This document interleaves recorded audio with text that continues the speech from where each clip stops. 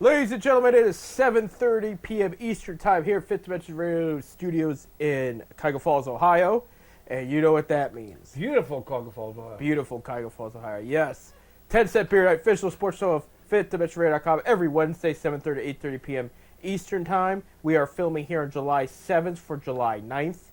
So anything that's happened between July 7th and July 9th, we don't know about. So just letting you know there. But we do my crystal ball. Let me get my crystal ball out. His crystal ball there, and maybe you can find a Guardians win in there somewhere. Oh, yeah. Because they can't find one right now. But what a beautiful weekend for 4th of July weekend. Gorgeous, absolutely. We could have asked for. I know we're getting some rain this week because we do need it. But no, absolutely. I hope everybody had a safe, great 4th of July. Shout out to everybody that worked and did an excellent job at the Akron Bicentennial over the weekend. I forgot that was a thing. Akron Rubber Ducks were at home, hosted fireworks, hosted bobbleheads, all kinds of stuff for it. And just this very special weekend here in Akron for the 4th of July weekend, celebrating the 200th anniversary of the city there. But as far as sports goes, there's a lot to talk about, but not much good on the baseball end of things in Northeast Ohio. Guardians have lost 10 in a row. They got swept all across the board from the Cubs, The Tigers. and the Tigers, and they really, really need to win some in the Tiger series. They got shut out twice. This is just not looking good. Nope. And then they got a pitcher now who is now being investigated by baseball, and it's not looking good. And it's about gambling. Yeah, Luis Ortiz. Gambling. Yeah, is getting investigated for pitches and strikes. Balls and strikes under and overs. They didn't notice there was a couple things. He is out till at least All-Star break until this investigation goes. But it's not looking good because they point out his last 5 or 6 starts, he started with a 2-0 count and it looked intentional. And then they had a video of him in one of his last starts. He struck out a guy and got mad about it. He yelled a certain F-bomb I'm not going to repeat on here after striking out the guy. It looked very suspicious. So he had himself as the under there. So they might be losing another starting pitcher in a different way. You know what? I ain't blaming the pitching. I'm blaming the hitting. You know, you're losing games 1-0, 2-1. You know, the pitchers are doing their job. It's the hitters that need. Yesterday's Sunday's game we're going to talk about. Yeah. Bases loaded, with 1 out, couldn't get a run in. Right. He had a start game starting double. They left him stranded. They don't. They're hit. They got to do something with this hitting. Right. And got to get a new hitting coach. Get a new hitting coach. Or you're going to have to start trading a farm or something. Get some hitting. Right. They're already 15 games out now.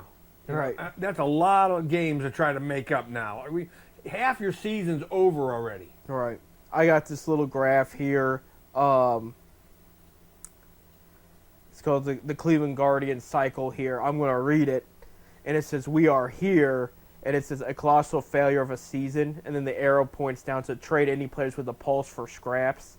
Then the arrow points to youth movement takes over the roster.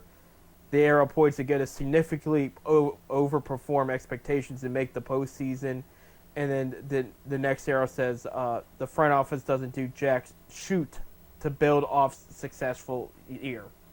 And that's been the pattern for this team for a while. Ever since Mark Sparrow left.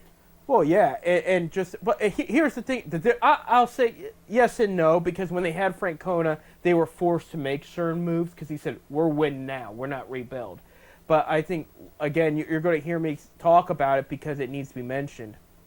The Chris Enonetti era drafting is just haunting them at this point. They're not drafting well. They're not trading very well. We could break down some of the recent trades. There have been trades that have panned out, but there's been trades that, you look at, for the first time in the Mets uniform, Francisco Lindor is going to start for the National League All-Stars, okay? You look back what they got back in that trade. I mean, Jimenez had a 1-year wonder. That was it. Rosario had a little bit of influence, but the centerpiece prospects, they're not going to see the major league level. They're just not good enough. And there's other trades we could talk about too. The Mike Clevenger one did not do as well. And then you look at, and I get it, there's a big difference between trading for Mike Clevenger and Juan Soto. But you look at what the Nationals got from the Padres, same team, in the Juan Soto trade. It was like, oh my gosh, they robbed him. They absolutely robbed him. It's disgusting what they got back. And Cleveland has not had a trade like that in forever. And that's why it's kind of like, if you think about, well, who else could they trade if they were to sell at trade deadline? There's not much there. They're really, unless you're going to tick off the fans and put Clase and Ramirez on the trade, but which I don't see that being a good idea. I mean, both are locked up in a Yeah, you definitely ain't gonna see Ramirez. No, you shouldn't. But on top of that, I was talking about guys that are doing well, like, okay, Josh Naylor, he's an all-star, and he's one of the better hitters in the league this year. One of the top, I'm tempted to say he's in the 15, he could be in the top 10 overall pitchers of this season, is Matthew Boyd, who pitched against them in Chicago. And that was a guy that was on their team last year and that they did not retain. And another guy, I don't have it in front of me. But when they did that trade with Jimenez, remember they did a trade with the Pirates first, got Ortiz in the trade, and then they got an infielder, and they swapped him to the Blue Jays in the Jimenez trade. He's hitting 290. I'd have to look up real quick who that is. But, I saw that and I said, oh my gosh, anything they could have done wrong, they did wrong. That trade must have worked. Toronto is leading the East right now. They blew up over the week. They have made... They overtook the Yankees. I mean, it's some good moves up there in Toronto. Absolutely. I'm trying to look up here. Up there north. Who it was there. I'll find it here in a sec. But, yeah, it's... Ernie Clement, they got him in that trade and flipped him. Yeah, that was the guy right there. And it's like, again, anything that could have went wrong has went wrong. So looking ahead, and there's the good news and the bad news. I'll start with the bad news. While you're listening to this, they're going to wrap up the series, but they're at Houston against the Astros, who swept the Dodgers over the weekend. So this is not going to be an easy series. Even with the injuries they have, they're still playing very well. And over the weekend, that Yainer Diaz, who Cleveland had, hit about 4 home runs against the Dodgers. Just absolutely annihilate them. Here's where some good news happens. Over the weekend, they will be at Chicago to play the White Sox. And then going into the next 10-cent beer night, they do play Oakland at home. So there's a potential win streak right there. But you're going to have to get through Houston, and if you lose another 3 in a row, which is possible at the way... To me, the season's over. I really don't believe they're going to be able to make up 15 games in 70-some games. Was what they have here, yeah. Looking at what we have right now, Tigers with a... Because, first of all, wild card teams are not going to come out of Central. No. They're not. It's not if they do, it'll be a freak one. Yeah. Right now, it looks like the East is going to take the wild card teams. Right, and I'll say parts of the West are going to be in the conversation too. But Houston and Seattle. You got Tigers with 57 wins in first, have the best record in the Major League Baseball. Twins are in second at 43 and 47, and they're 13.5 games back from Detroit. So that tells you how much the gap the past 2 weeks, how much the gap in the Central has opened up. Royals are in third at 43 and 48. Guards dropped to fourth at 40 and 48. White Sox are last with 30 wins. Going in this American League East, what Bob was talking about, the Blue Jays just absolutely killing it right now. 8 in a row, 9 of their last 10, 52 and 38 record in first. Tied for second are the Yankees and Rays at 49 and 41. Red Sox are 46 and 45, 6.5 games back. You had the Orioles at 40 and 49, 11.5 games back. About where the Guards are right now. The difference is they have a more realistic chance to get closer up there to the Blue Jays there. In the West, you have the Astros with 55 wins in first. Mariners second, 7 games back at 48 and 42. Rangers hanging in there at 44 and 46. Angels 43-46. I would say that's better than where they're at. And as of now, too, Ron Washington is out for the season for health problems. Health reasons. Yeah, so they're going to go with an interim for the rest of the season. We'll see how that goes. A's are in last there with 37 wins there. As much as I like seeing the White Sox suffer in the ball field, I don't like seeing people's personal life suffer, so I want to give my condolences to the White Sox fan for the passing of Bobby Jenks over the weekend. Closer from the 2000s. He's 44 years old, died of stomach cancer. He was a big thorn in the side of the 2005 and 2007 Cleveland Indians. That were two great teams. And if you remember that 2005 season, it was back and forth between the White Sox and the Tribe all year. Bobby Jenks and Bob Wickman rotated who was going to close who out. And unfortunately, Jenks is no longer with us. That's the name of the past, Bob Wickman. Yeah, I mean, but it doesn't seem like that long ago. But I mean, 44 years old is still young. I mean, it's young. You know, and he passed away over the weekend, so I feel for the White Sox nation there. In the National League East, the Phillies at 53 wins, a game and a half behind them at 52 and 39 are the Mets. The Marlins are in third in the National League East, 40-48. Again, I keep telling you, Bob, this team knows how to hit the ball, and it's made a difference in where they are in the standings right there. You have the Braves, who are hosting the All-Star game this year, 39 and 50, and the Nationals, who are 37-53. Both the manager and the GM were fired after yesterday's game. So yeah, and the Nationals have good roster pieces right now, despite their record. A lot of people would, if you said beginning of the season that they would be where they're at now, it wouldn't. Right. They'd be in the middle of the pack. I thought they'd be a little better. Yeah. I'll be honest with you. I liked what they had on paper. They do have two All-Stars. We'll get to that in a sec. But in the National League Central, the Cubs, 54-36. They're in first.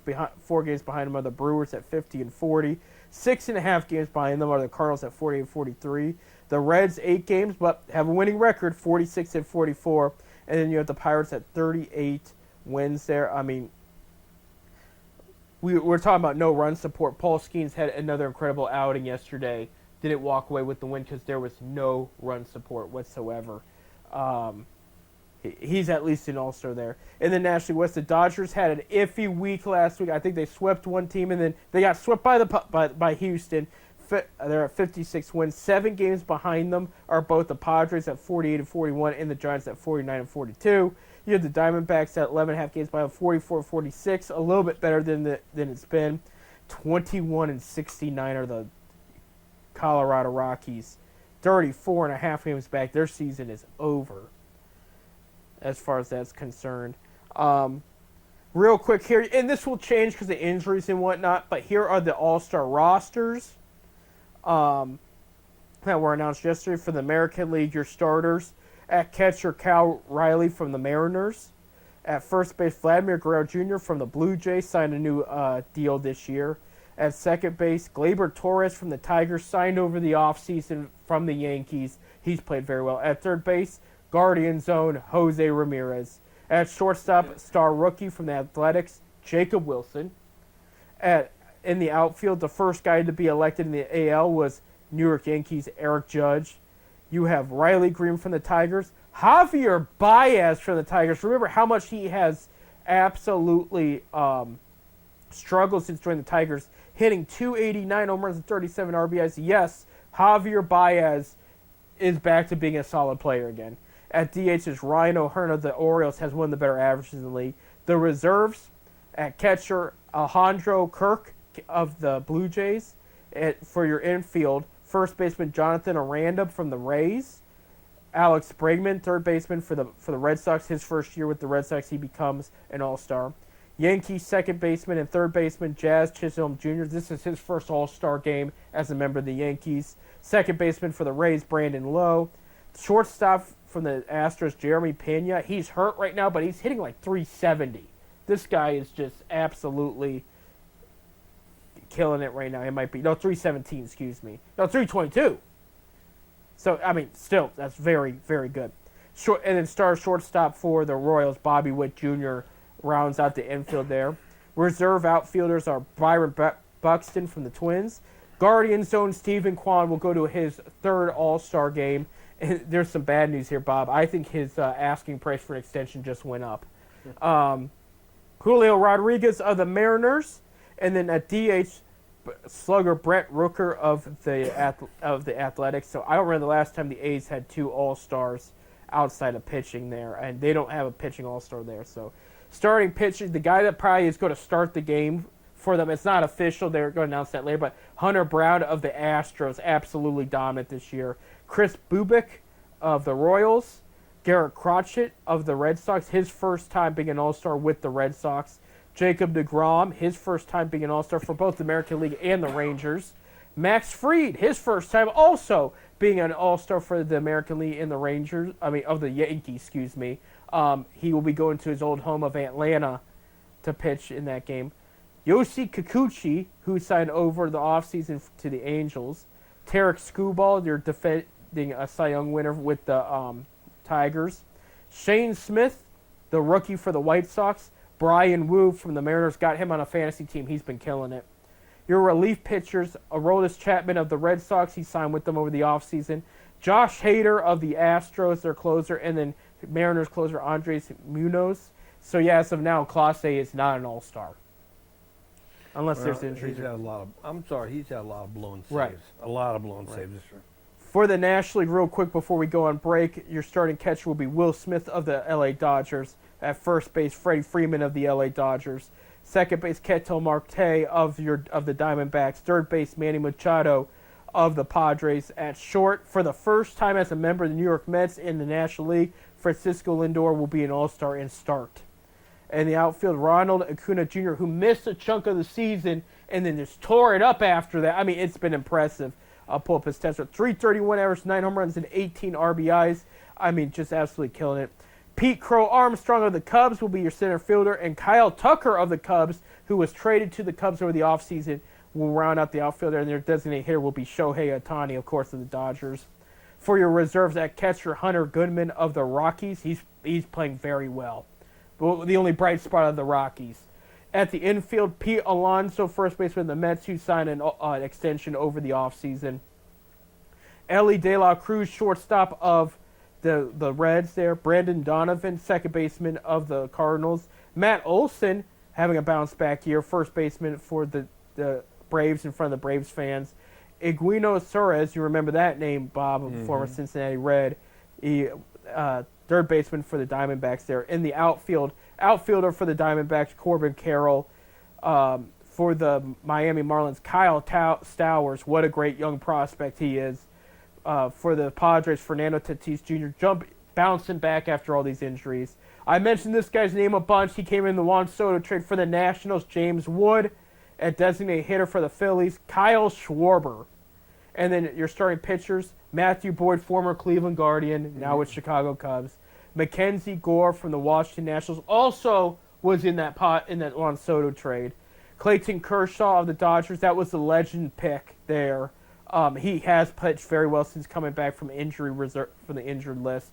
Freddie Peralta of the Brewers, Robbie Ray of the Giants, Chris Sale of the Braves, but he is hurt, so there's going to be a replacement there. He's on the 60-day DL. Paul Skeens of the Pirates, Logan Webb of the Giants, Zach Wheeler of the Phillies, and Yoshinobu Yamamoto of the Dodgers there. Your relief pitchers, setup man Jason Adam of the Padres, Edwin Diaz, closer of the Mets, and Randy Rodriguez, closer of the Giants. So yeah, All-Stars coming up here. Absolutely. Another week. I think next week sometime. Yep, and you're going to hear about the replacements and everything like that. So there's a chance others come in. We'll see about as far as the Guardians go, but I think what you see is what you're going to get. Personally, I wouldn't put Class A on the All-Star team. I don't want it either. Hey, we got to take a break. When we come back, the Cavaliers signed a local and fan favorite, and there's more news in the Cavaliers. That and more. Stay tuned.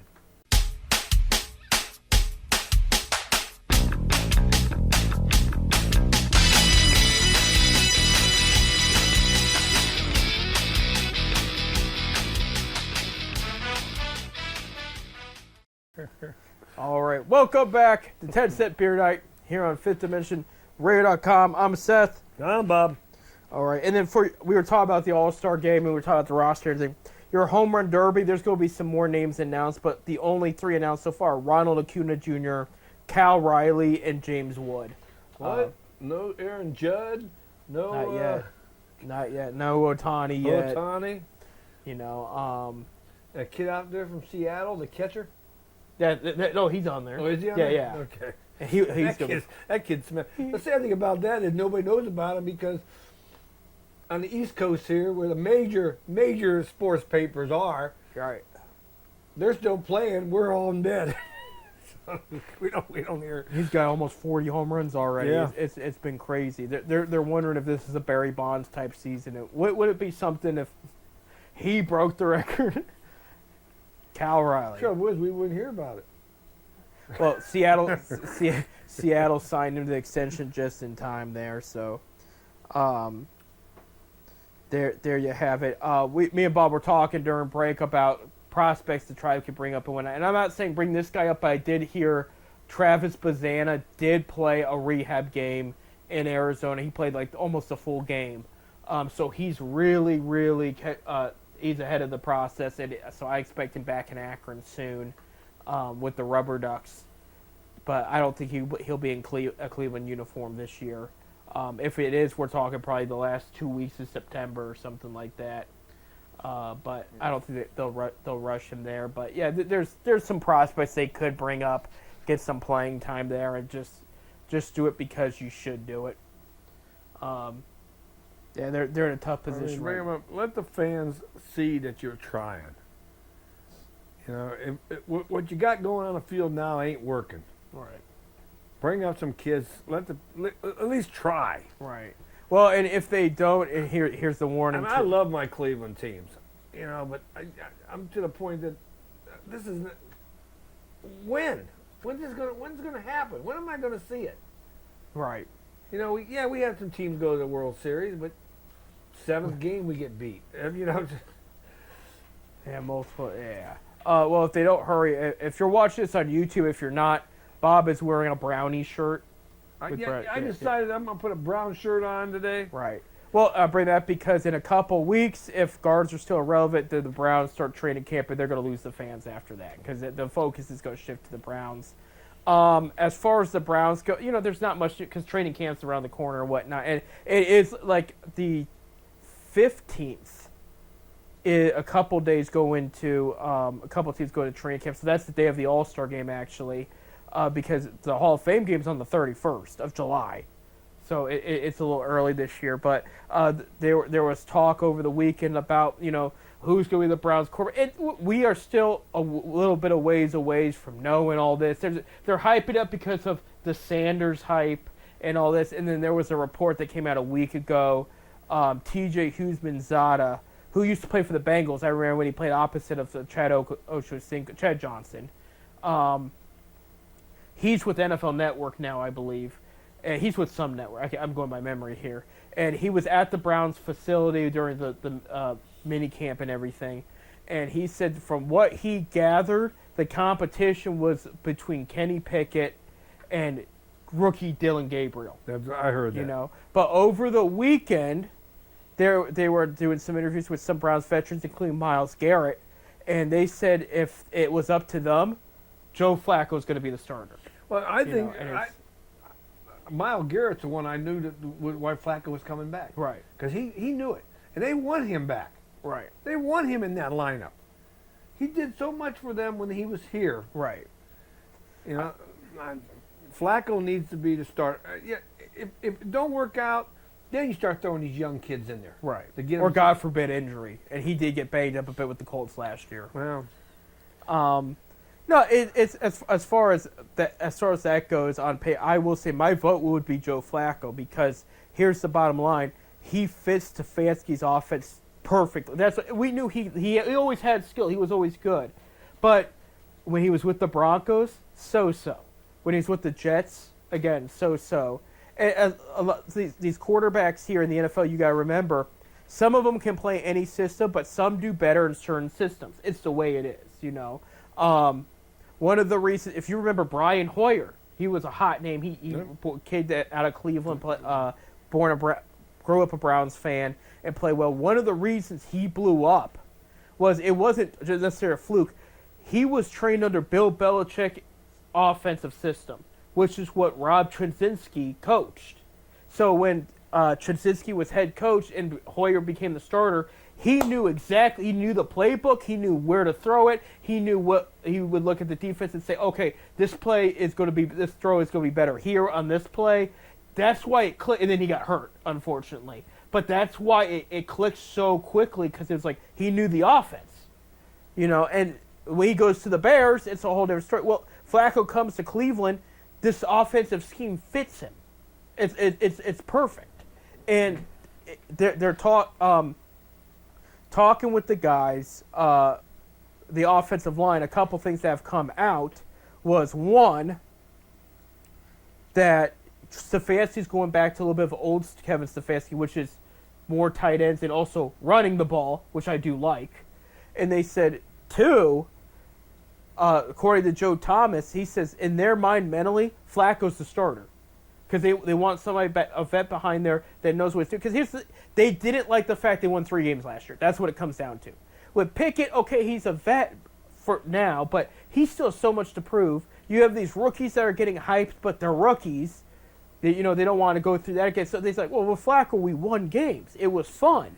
And on top of that, nobody, since the revival in 1999, when this team came back on the lakefront, and yes, I am aware in a couple of years they are officially moving, nobody threw the ball better than Joe Flacco. I was a fan of Colt McCoy. I was a fan of Baker Mayfield. Nobody threw that ball with the amount of power and accuracy that Joe Flacco did. They just didn't. I think when you have a quarterback of his caliber and you want to win now, and you got a underrated wide receiver. I like the receivers they have in Cleveland right now on paper, as long as they're healthy. I really do. I know there's only Jerry Jeudy and David Njoku are the only quote unquote big names on the roster, but they went out.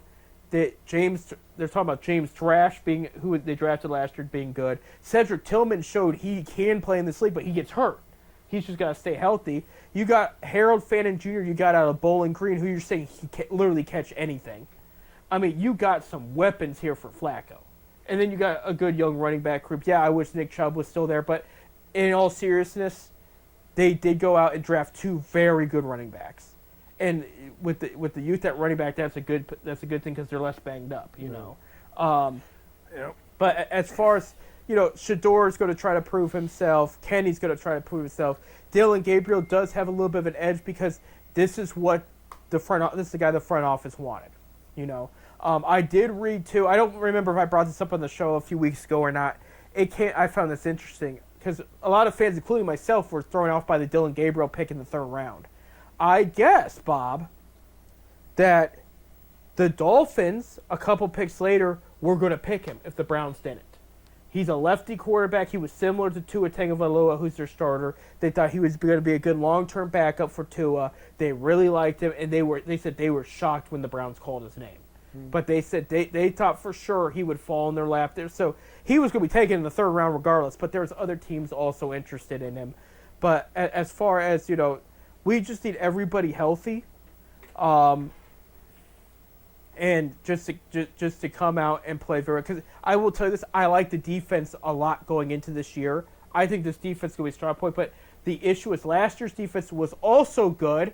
They got worn out because the offense couldn't stay on the field. Couldn't stay on the field. Killed them. Worst third down conversion percentage Kevin Stefanski ever had in his time with the Browns. And it wore out the defense. If you could get this defensive rested, you're going to win games. This defense, there's enough talent on this defense on right now that they have that they can beat anybody. They got some good prospects there. They got some good vets in Ward and Garrett. It's there, but you have to move the ball. You have to put points on the board. You got to let this defense rest. And Joe Flacco did very well at that during his short time in Cleveland last time. And I get it. He's 40-some years old, but I'll tell you what, his arm right now is better than Rodgers' arm at 40-some years old. And I will say, too, Rodgers took some hits in his career. Not saying Flacco did, but Rodgers had a more lengthier career than Flacco did. at this point. Flacco at time did not start every game. Right. When Lamar Jackson came into Baltimore, Flacco took a seat, and Flacco didn't always start when he was with the Broncos and the Jets too.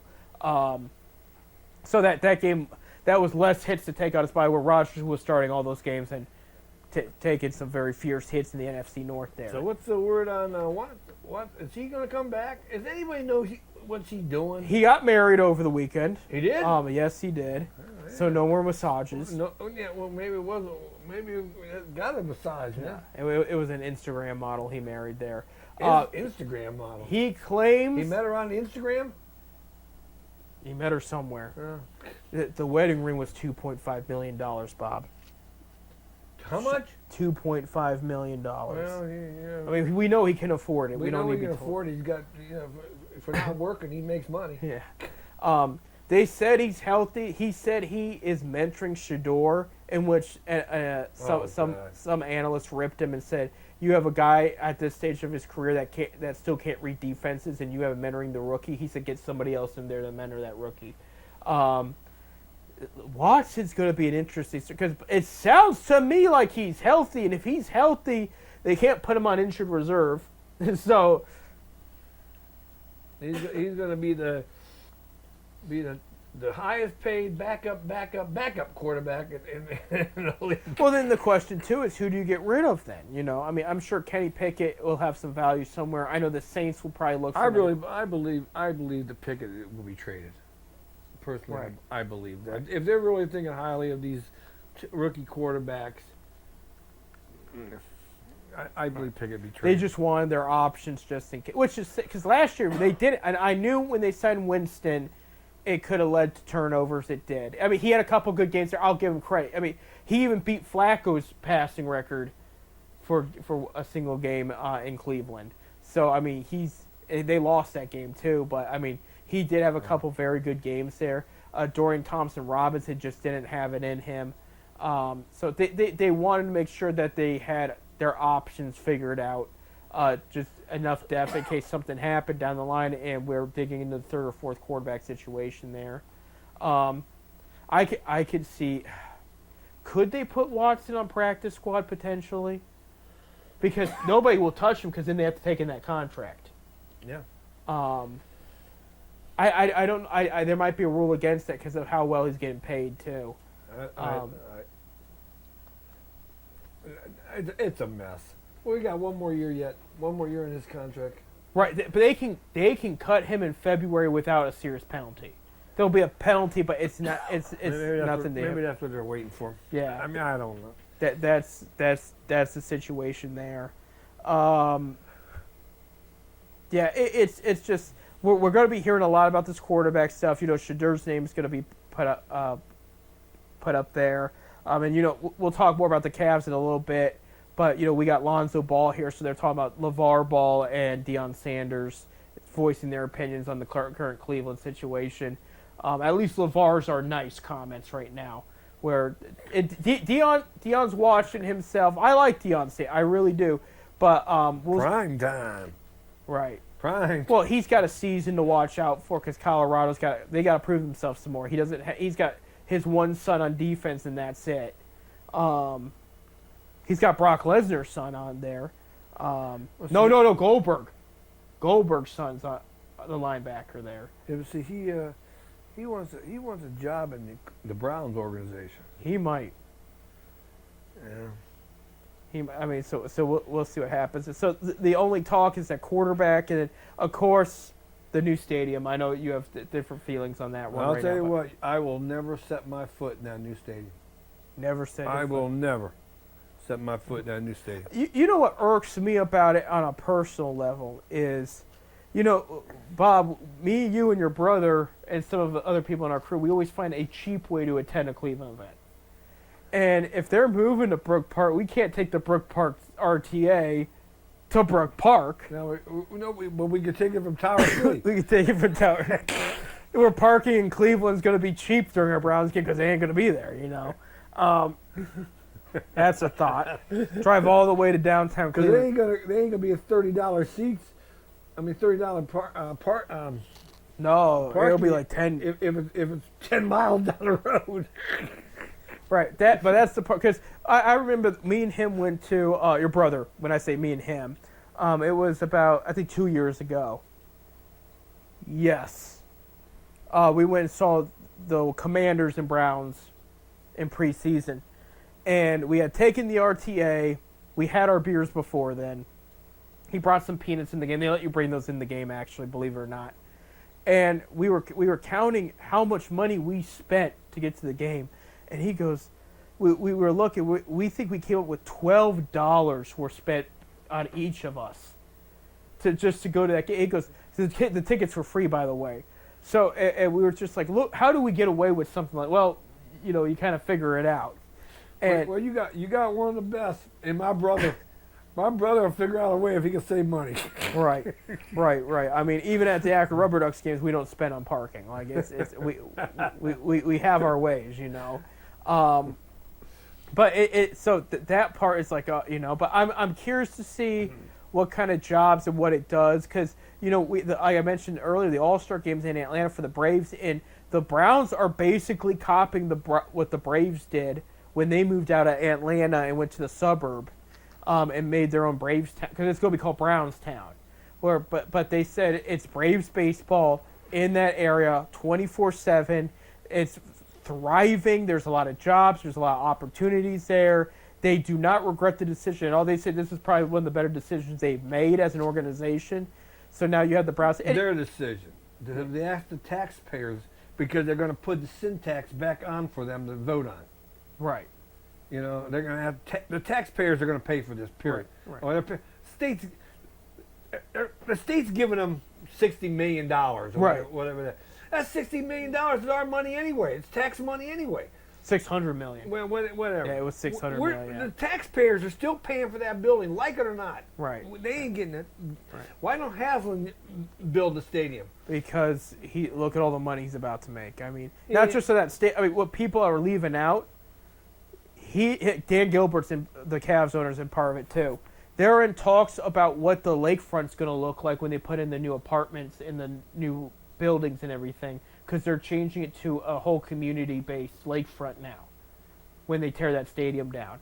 And that's where it hit me. We knew about the potential of having men's Final Four. We knew the Taylor Swift concerts, the WWE big events in Cleveland from the new stadium and everything. But nobody talks about the money he was about to make at the lakefront because he's moving the stadium out of there, and him and Gilbert are both investing into the community. Then he's got money to build that stadium. Right. Oh, he will. And don't go down to the taxpayers and say, we need to keep the sin tax going. Right. Because the sin tax is what built Brown Stadium up in Cleveland, Progressive Field, Jacobs Field, and the Gun Arena, Rocket Mortgage, whatever you want to call it. Rocket Arena. Rocket Arena. It's changed its name 4 times in the past 5 years. Yeah, so the sin tax. The people of Cleveland voted on a sin tax years ago to tax beer, cigarettes, to pay for all this shit. Oh, sorry, pardon my French. Pay for all this stuff. And you can't smoke in there. You can't...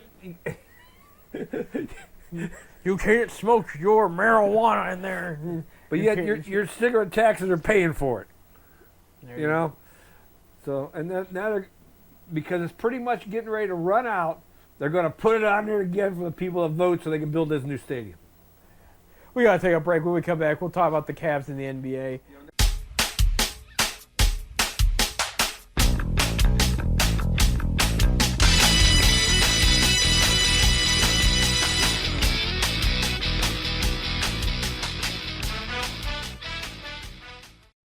And welcome back to our last segment of 10 Cent Beer Night here on Fifth Dimension Radio.com. I'm Seth. I'm Bob. And Cavaliers making some moves here and there. We mentioned last week the trade Isaac Okoro to the Bulls for Lonzo Ball. That became official. They did sign Sam Merrill to an extension. It's come out.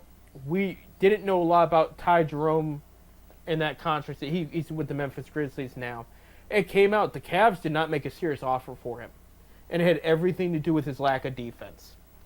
And they just felt like it wasn't worth the money. They spent it somewhere else. That's where Alonzo Ball came in, and they also like Craig Porter Jr. a lot too. That doesn't get brought up, but that's somebody they're very fond of, and I like him a lot too. I think he brings a lot to the table, and I know he's in the summer league roster again this year. It's like the 4th time he was eligible, and they let him play. But that is somebody, when he's on his game, he's very, very good. The other addition they made.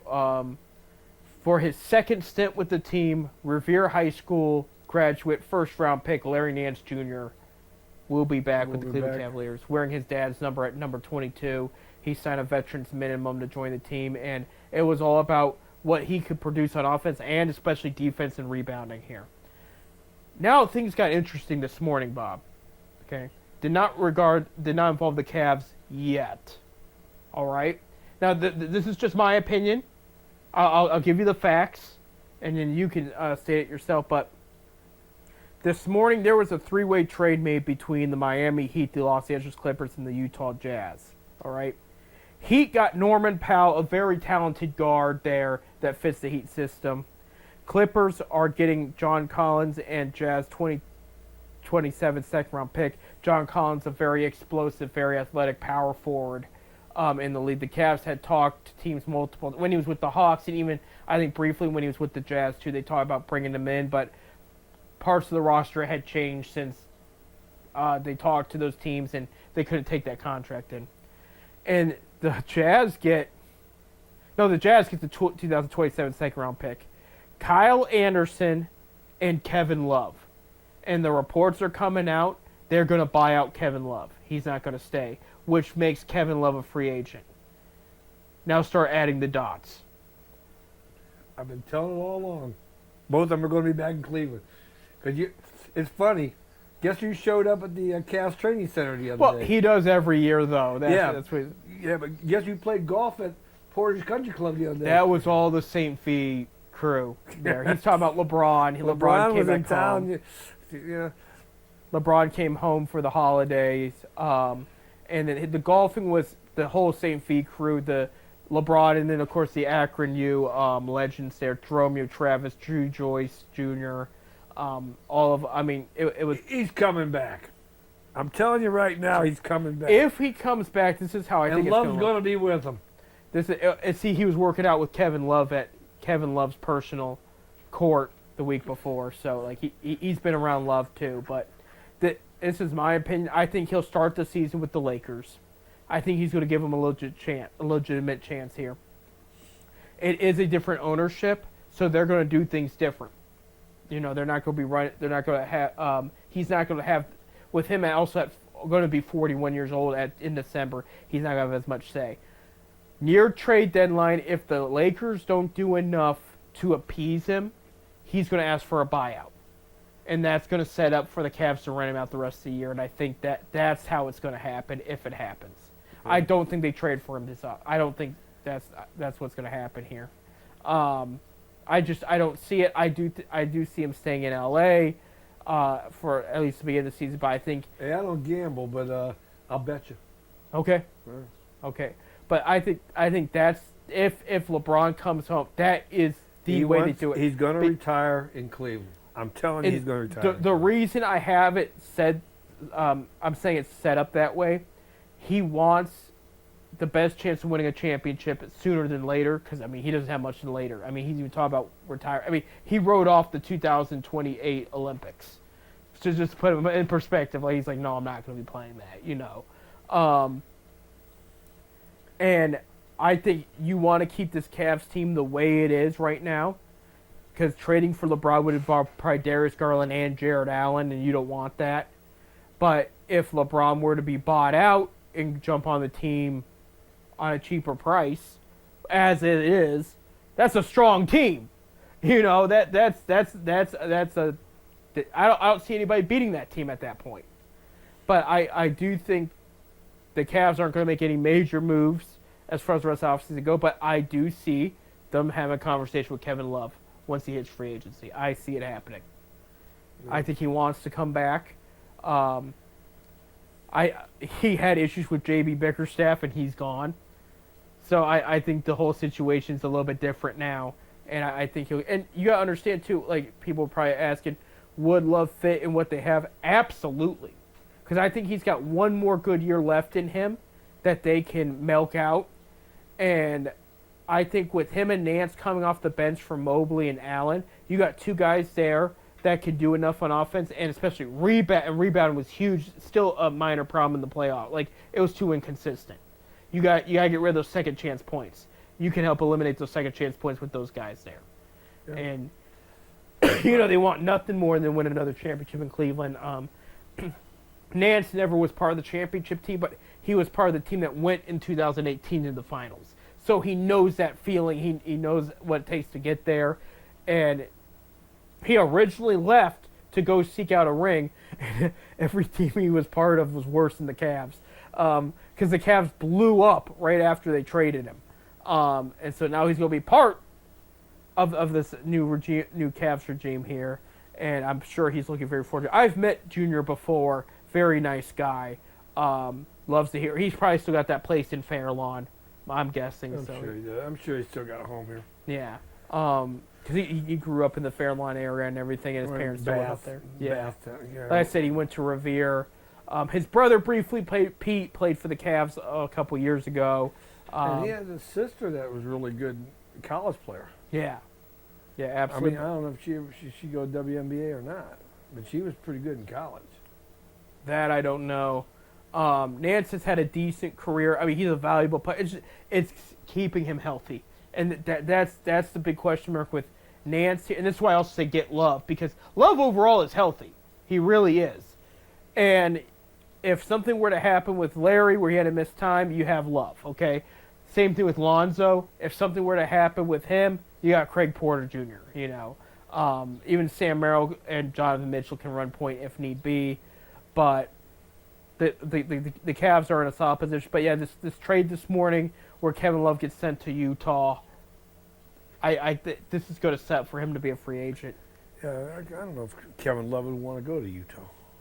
No, I mean, he made a joke about it where he said I never thought my life would be a math problem, but because they had to trade him in the package because of the salary.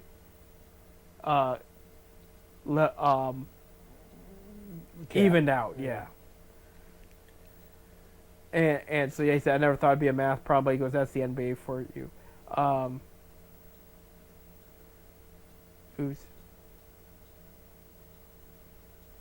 Yeah, he's going to get bought out of that deal. I'm looking at it right now to see if there's any update, and they're expecting him to get bought out there. So we'll hear more about. I'm sure the Cavs name is going to be brought up. Well, I'm telling you, if he does come to Cleveland, LeBron's right behind him. Kyrie won't. He signed a new deal with the Mavericks there. He's got a good thing going. He's got a good thing going in Dallas right now. Dallas just has got to find a way to stay healthy there. But yeah, Cavs over the weekend, the league voted, and there was one team or representative that did not have them in the finals next year, but the rest did. So who the most likely to be in the finals, and they had Thunder and Cavs as the majority. And Thunder won it all this year. They were a very tough team. So Cavs got, but Cavs have their work kind of made for them in the East. I want to tell you what, Indiana should be up there to talk too. Here's the problem, Bob. They've lost people. You have Halliburton, who's going to be out for most of next year, if not the whole year. Miles Turner left for the Bucks. That shocked people. The Bucks cut Damian Lillard, who's expected to miss the entire season this year. Same injury as Halliburton. Mm-hmm. Okay. I didn't hear that one. On top of that, you have Jason Tatum of the Celtics expected to miss the rest of the year, and they've traded for rebuilding pieces, which is making you wonder. On top of that, you want to talk about the Knicks. They hired former Cavaliers coach Mike Brown over the weekend, so he's going to be their new head coach. And I don't mind Mike. I think he's a solid coach. I think the Kings were nuts to fire him in the first place, but I don't know if this is an upgrade from Todd Thibodeau. That's the conversation that's going to be tough, because they're going with defense here, like with a defensive style coach. That's not a bad thing. Cavs are going more I know Atkinson is more offense, but they made the moves they did because they said we want to make sure we have both sides of the ball covered, which I love. I'm on both sides of the ball. I'm not a heavy offense like they were under Ty Lue. I'm not a heavy defense like they're under J.B. Bickerstaff. I said you got to do both. It's like in baseball. You got to pitch, both. You got to hit. You have to have both if you're going to be successful. Well, the pitcher don't hit, so. Well, I know that, but you got to field, you know. And football, same thing. You got to play defense. You got to play offense. We saw it last year with the Browns. They played defense pretty well last year. They won 3 games because the offense wasn't very good at all. Okay, and that's the same thing here in basketball. Is you got to have both. And you know, Sam Merrill, defense he stepped up greatly last year. So they retain him. They bring Ball and Nance Jr. in for defensive reasons. So they're trying to up their defense while keeping the offense the way it is, too, because the offense was very good last year. It'll be an interesting rest of the offseason for the Cavs, but I'm expecting Kevin Love's name to come up in conversation here. Right now, your guy Dean Wade is still on the team. Oh, they ain't gonna get rid of Dean.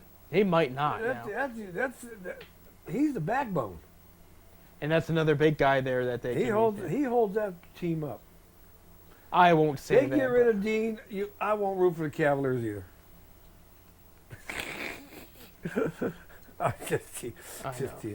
You know, I followed Dean all the way from the Canton Charge. You know. Right.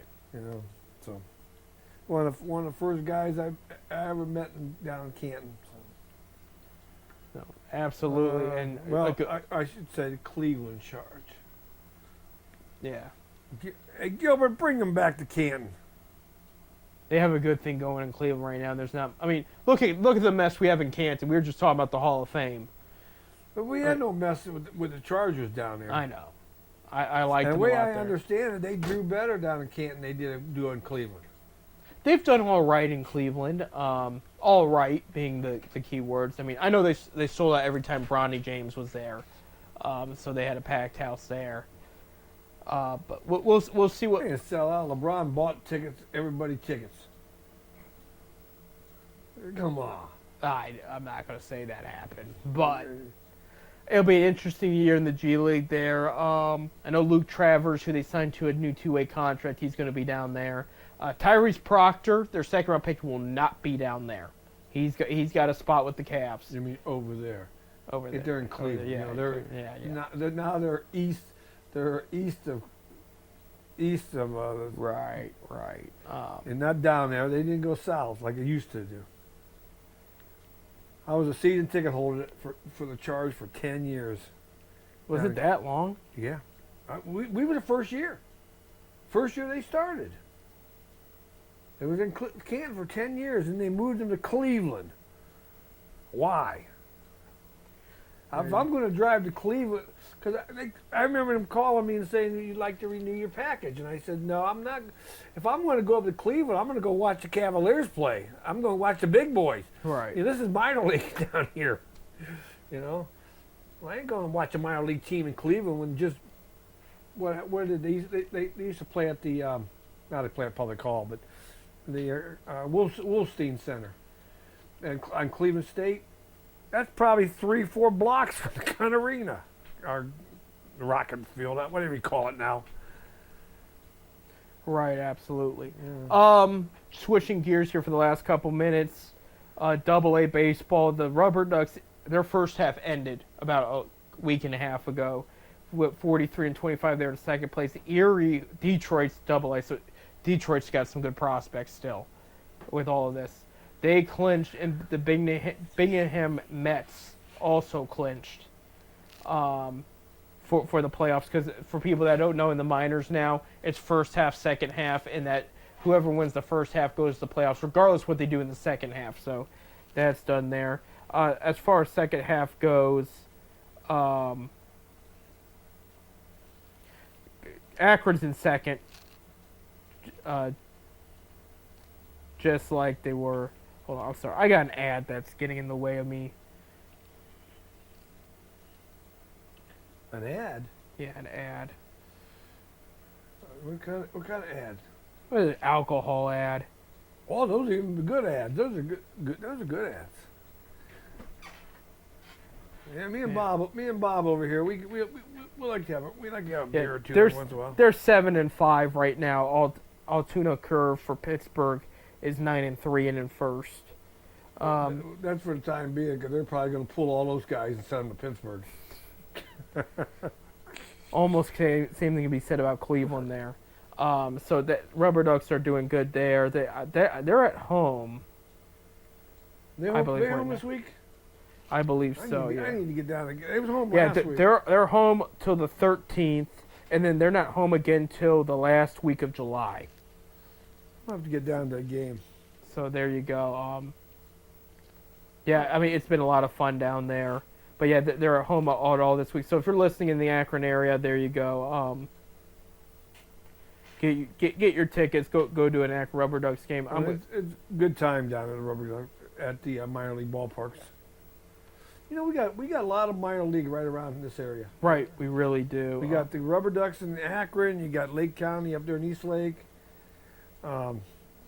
Mahoney Valley Scrapper, which that's an independent minor league team, but that's they're pretty good over there at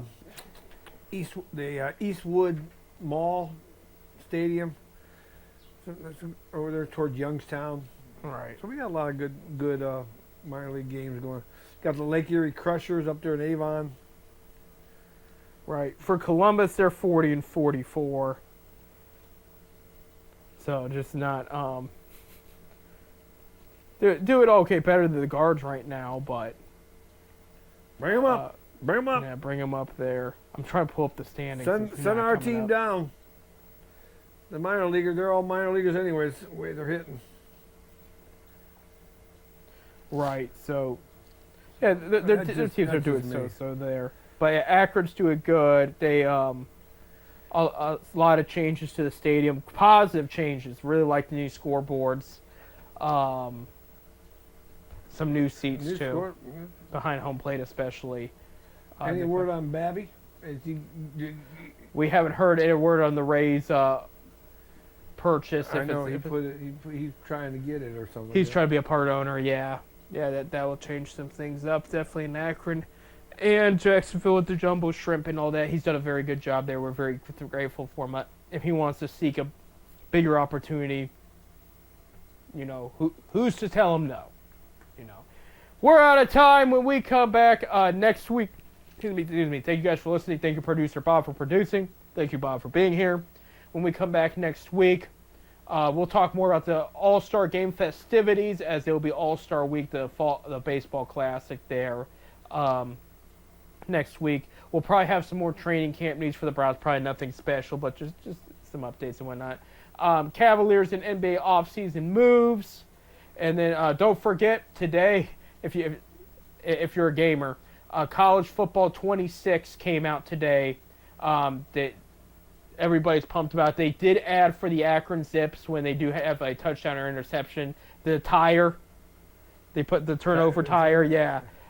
So that's added in the game, so you can play your college colleagues, your sons, whatever. But the game is for sale today, so everybody's a bit excited for it. So, and don't forget to play your defending champion Ohio State Buckeyes too. So with that further ado, I'm Seth. I'm Bob. Go Ducks!